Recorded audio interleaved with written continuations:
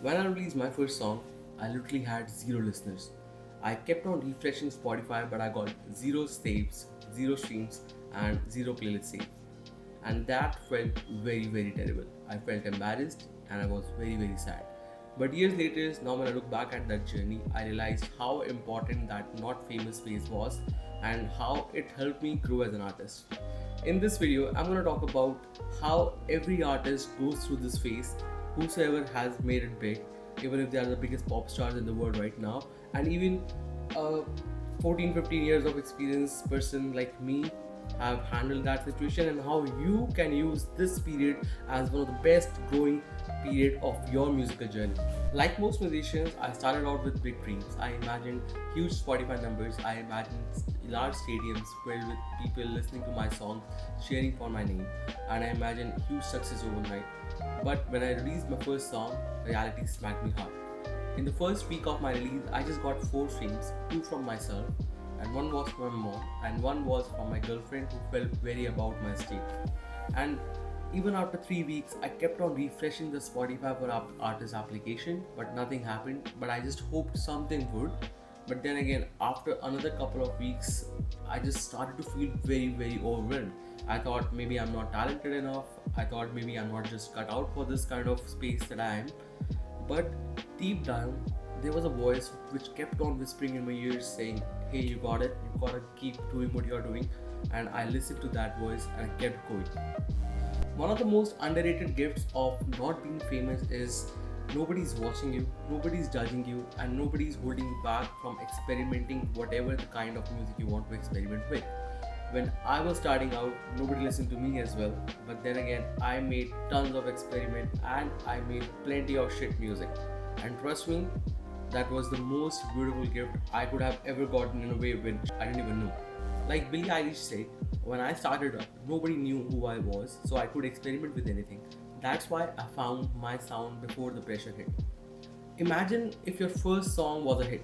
Now you will be trapped in a way wherein you will have to always make a song that your audience would expect out of you. You would be trapped in a way wherein you cannot experiment with the sound because that might not work with the audience and the people who are usually listening to your song. It might restrict you as an artist. I'm not saying it always does, but it might restrict you as an artist and might just hamper the growth that you could have by experimenting a lot. But hey, I understand. Kunal, it's a very disheartening place to be in. I agree with you guys. But trust me, I used this one hack that helped me a lot, and maybe it could help you as well when I share it. I set a genre challenge for myself. So every month I would make a song that's completely out of my league. I would make a song just to try new sounds, but I wouldn't aim to release it. But again, if it came out to be something that could be released, I would definitely put it out. But the whole aim was to create something new with the sounds that I had never explored. It gave me a challenge in a way wherein I could learn more about the kind of music production I want to do, plus the kind of music I want to put out. And these things very specifically helped me in my not famous phase. The not famous phase is actually your playground and your gym to try new things. It's like a cricketer going to a pitch and practicing the shot that he might have to play when a situation arises. So take this as the same way. When I was starting out, I used to mix for hours. I used to make a lot of mistakes. My vocals would always sound muddy. My drums and my kick would never punch out. But I kept on EQing, I kept on learning, I kept on using different tools, I kept on watching YouTube videos, and I kept on talking to my peers and my teachers to learn about how I can improve. Because after my 10th demo, when the audience finally came and started listening to my music, I had already built a bulletproof shield that would protect me from putting out bad music consciously, subconsciously, and hence this core development phase that you guys are in, or whenever an artist starting out is a game changer. And in order to make this thing productive, here are the things that you can do.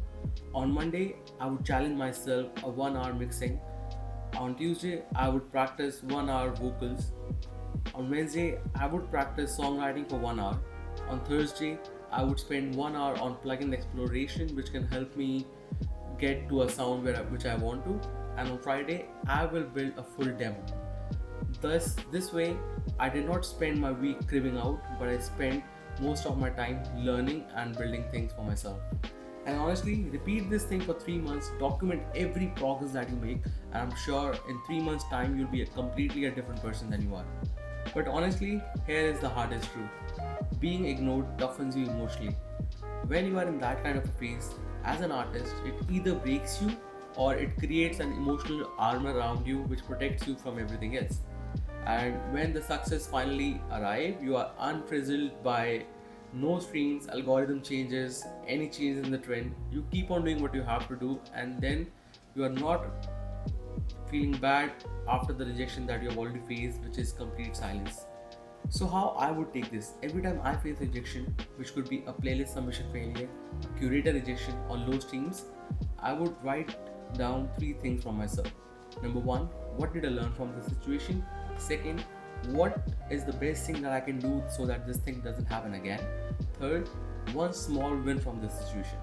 This get me out from the phase wherein I would feel bad for myself and put me in a place where I can grow and then come out of it and make again music which would be great for myself.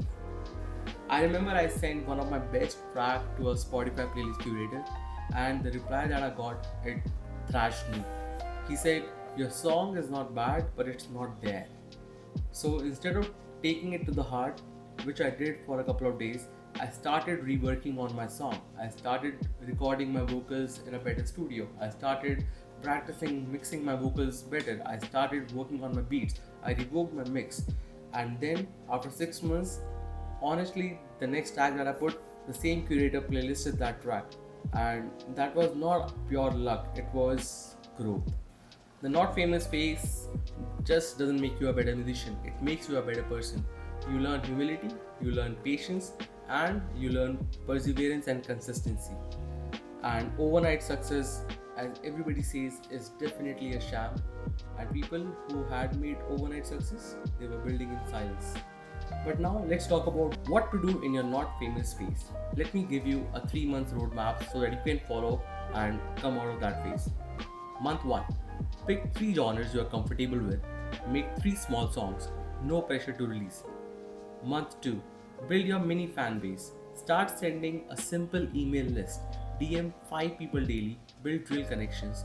And then release 1 track properly with a full pre-release plan. Month number 3. Send 15 curator pitches. Track their responses. Analyze feedback. Make your song best yet using all learnings from previous second months. Your real connections are very, very important when you're growing yourself as an artist. When I started out, I had 10 fans, but I treated them like gold. And now I have millions, but I still follow the same formula. This is not my statement. This is a statement made by famous musician Russ.